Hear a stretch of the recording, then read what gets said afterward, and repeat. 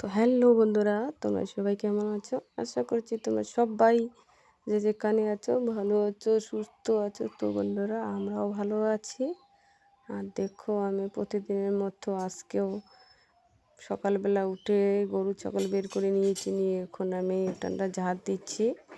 ঝাড় দিয়ে তারপরে যে গোবরগুলো তুলবো। ছাগল কিন্তু এখনও বের করা হয়নি, ছাগল বের করে নিয়ে তো উঠানটা ঝাড় দিয়ে নেবো, নিয়ে তারপরে ছাগল বের করবো আর কি বন্ধুরা।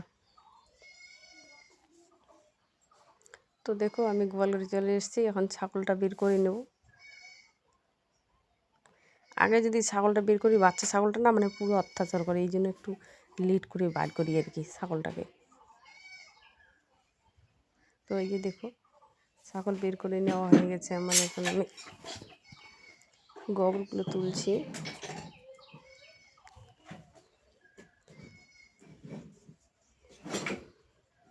আর গোয়াল ঘরে একটু অন্ধকার অন্ধকার থাকবে, ওটা গোয়াল ঘরে তো আর লাইট লাগানো থাকে না, তাই না বন্ধুরা? এই জন্য একটু আর কি অন্ধকার অন্ধকার। তো দেখো, আমার গোবর তোলা হয়ে গেছে। আর যে ছাগলকে যে খ্যার পেরিয়ে দিয়েছিলাম না, ওই খ্যারগুলো আর কি ঝিরে ঝিরে সে করলাম। তারপরে দেখো, আমি চলে আসলাম কলের বাড়ি বাসনগুলো মাজার জন্য।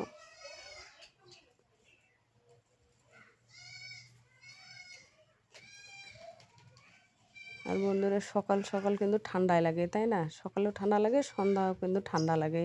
এদিকে যখন 10টা 11টা বাজে তখন রৌদ্র উঠে যায়, তখন আবার পুরো গরম থাকে আর কি। তো ওই যে সকালে একটু ঠান্ডা ঠান্ডা লাগছে, ওই জন্য চাদরটা গায়ে দিয়েছি।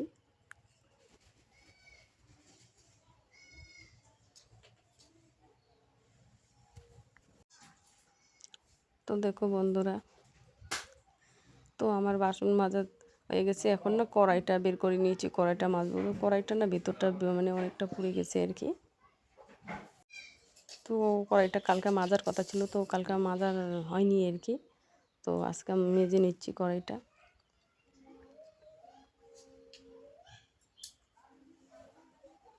তো বন্ধুরা দেখো, কড়াইটা মাজা হয়ে গেলে তারপরে এগুলো ধুয়ে নেব। ধুয়ে নিয়ে ছান টান করে আজকে আবার তো সকালবেলা ভাত বানাবো না বন্ধুরা, অনেক বাসি বেঁধেছে, তো ওগুলো খাবো আজকে। তো দেখো, আমার কড়াই মাজা হয়ে গেছে। তো এখন আমি ভাড়াগুলো বাসনগুলো ধুয়ে নিচ্ছি এক এক করে, ধুয়ে নিয়ে যাবে।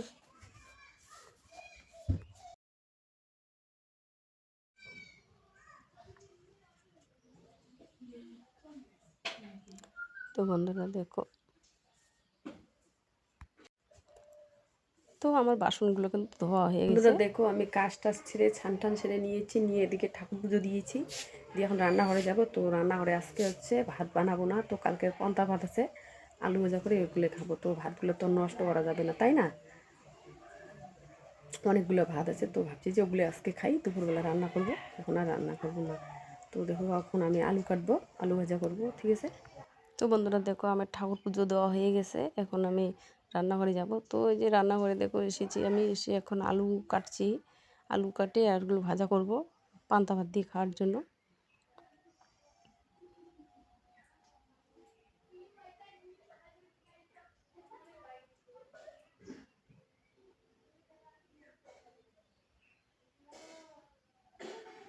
ওই যে কালকের পান্তা ভাতগুলো আমি এখানে ঢেকে রাখছি।